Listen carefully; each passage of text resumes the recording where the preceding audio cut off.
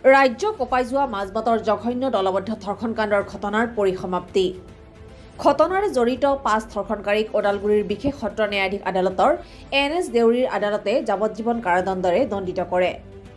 ধৰ্ষণকাৰী অফিজুল আলী, ছাদ্দাম হুছেইন, মুস্তাক আহমেদ, এহছান আহমেদ, মহিদুল ইছলামক যাৱজ্জীৱন কাৰাদণ্ড বিহাৰ লগতে প্ৰত্যেক আসামীকে ২০,০০০ টকাকৈ জৰিমনা বিহা হয়। যোৱা ২০২৪ চনৰ ২২ জুনত ওদালগুৰি জিলাৰ মাজবাটত সংঘটিত হৈছিল এই ভয়ংকৰ দলবদ্ধ ধৰ্ষণৰ ঘটনা। টিউচনৰ পৰা অভতাৰ পথত এগৰাকী নাবালিকা কিশোৰীক মাজবাট চাহ বাগিচাত বাট আগচি ধৰি ধৰ্ষণ কৰিছিল ৫ পাখণ্ডই। ঘটনাৰ পাছতেই সমগ্ৰ ৰাজ্যতে সৃষ্টি হৈছিল প্ৰতিক্ৰিয়া। দোষীক কঠোৰ শাস্তি বিহাৰ দাবীত প্ৰতিবাদত উত্তাল হৈছিল সমগ্ৰ ওদালগুৰি জিলা। উত্তেজিত জনতাই জ্বলাই দিছিল ধৰ্ষণকাৰী অফিজুল আলীৰ লগতে দুজনৰ বাসগৃহ। মাজবাটৰ পৰা যতীন নাথৰ report, north east live today. নমস্কাৰ।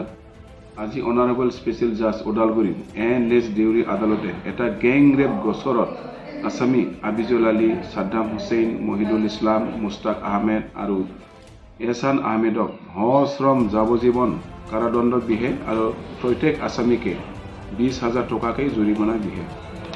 এই গোচৰটো আছিলে যোৱা ইংৰাজী ২২/৬/২০২৪ তাৰিখে সংঘটিত হোৱা এটা দলবদ্ধ ধৰ্ষণৰ ঘটনা। এই গোচৰ ওদালগুৰি জিলাৰ মাজবাট এলেকাৰ মাজবাট থানাৰ গোচৰ নং ৩০/২০২৪ আৰু ভাৰতীয় দণ্ডবিধি আইনৰ 366, 376D, 323, 506 আৰু 34 ধাৰাত গোচৰটো ৰুজু হৈছিলে।